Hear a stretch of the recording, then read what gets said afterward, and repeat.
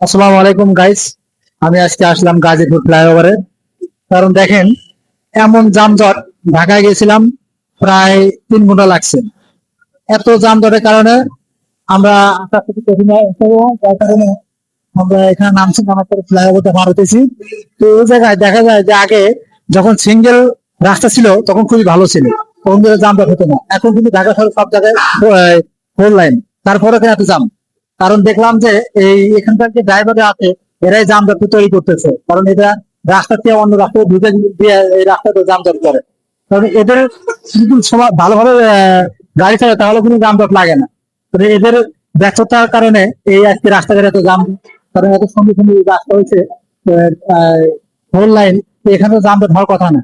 তো এদের পরিবেশটা এরাই নষ্ট করতেছে, যার কারণে খুবই সমস্যা। আর জনগণও এভাবে চলাফেরা করতে পারতেছে না, খুবই কষ্ট হইতেছে।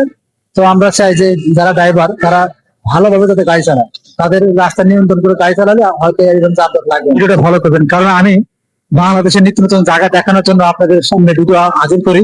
তো অবশ্যই আপনারা কিন্তু ভিডিও দেখবেন, কারণ অনেক সময় অনেক জায়গা আপনি দেখেন নাই। এই যেমন এই জায়গাটা আপনি দেখেন নাই, আমি এখানে দেখানোর জন্য আছি।